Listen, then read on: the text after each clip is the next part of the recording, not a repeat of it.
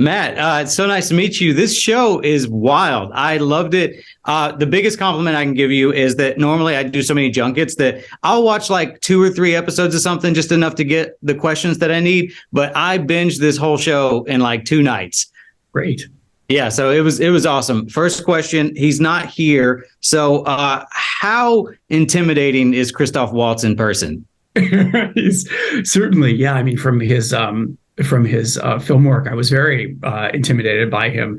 But as soon as I met him, I was completely put at ease. He's a lovely, charming person, so much fun to work with. But the fact that such a nice, lovely person can also play such chilling characters is a testament to his amazing talent.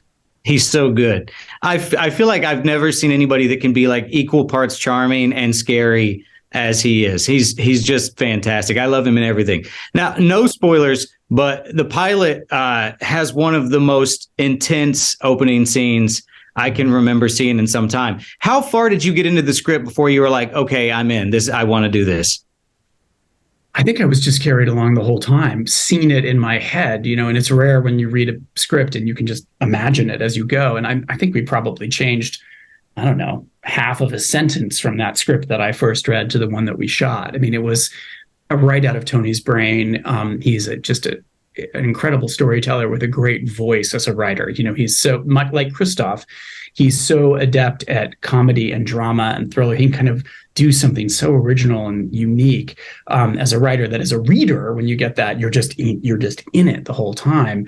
And so, yeah, by the time I put it down, I was like, I have to do this. I need to do this. How can I do this? Right. And now I do feel like the show, it's a little tough to talk about without getting into spoilers. But I loved how the story itself felt like a metaphor for greed or for the dangers of being obsessed with like legacy. Was that something that maybe attracted you to the project?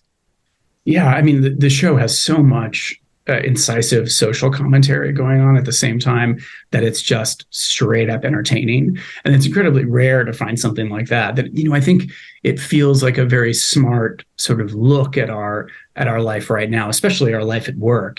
Tony had written it sort of during the pandemic. So it has that sense of, well, what will the office be like when we come back? And so I think there's a little bit of the tension of re-entry that we all felt going back into the office is in this. And I think it's also such a familiar environment that we've all worked in offices. We've had, I'm sure, our fair share of bad bosses too. And so there's just a familiarity to it. But then through Tony's writing and through Christoph and all the other wonderful actors in the show and this tone, it's unlike anything you've ever seen, even though it does have a tremendous amount of familiarity. Now, you've directed so many episodes of some of my favorite shows. I mean, off the top of my head, WandaVision, Fargo, The Boys, House, just to name a few. Is there any particular episode of a show that you've directed for whatever reason that you're the most proud of?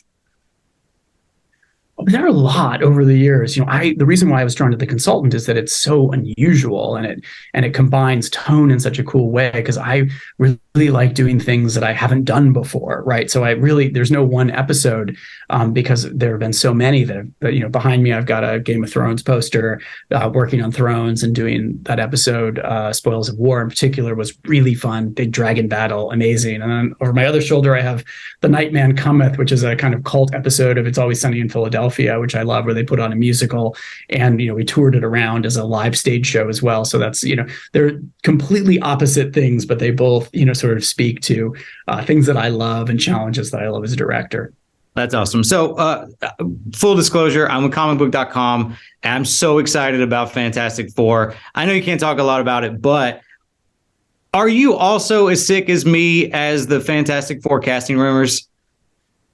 There are a lot out there, man. Yeah, there really are. It's pretty amazing. Look, I as I learned from WandaVision too, it is so lovely to see the level of engagement that fans have with this material, because I'm a fan too, and I have been reading Fantastic Four since I was a kid. I love these characters. I love the chance that we have to bring them to the MCU, and I really want to get it right. And I know that everybody out there is really excited and feels passionate in the same way, wanting to get it right. And so I encourage it. I think it's great. But yeah, I have no real answers for anyone today about casting. Sure, sure, sure. Yeah, I mean, have they even been cast? We could put these rumors to bed, like just to bed right now. Yeah, I have Okay, no, I don't want to get anybody in trouble.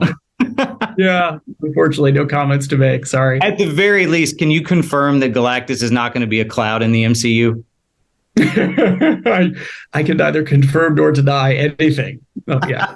All right. All right. I respect that. On the subject of consulting, though, I know you did consult for Multiverse of Madness, after following WandaVision. So I was just curious, now that movie's been out for a minute, like, what was your take on how that movie treated Wanda as a character versus how she was treated in WandaVision? What was your take on that?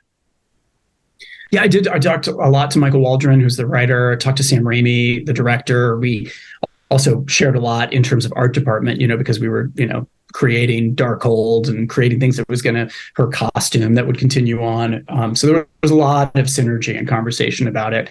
And I'm aware certainly of the conversation on the internet about, Wanda and her character. And I'm so proud of everything that we did on WandaVision. That show is really special. Working with Lizzie and telling that story is so unique and fun. And as when you're in this universe, you have to pass the baton. That's part of the joy of being in the MCU is you run as hard and fast as you can when it's your section of the race, and then you pass that baton and it's on to others to tell that story. And I think that their story made certain decisions that they needed to make to make that story work. And I thought it was a super entertaining movie. Yeah, that's amazing. Last question for you. I know that you've directed the first 2 episodes of the Godzilla series for Apple. I was just curious, were there any particular Godzilla monsters that you were really eager to get your hands on for that?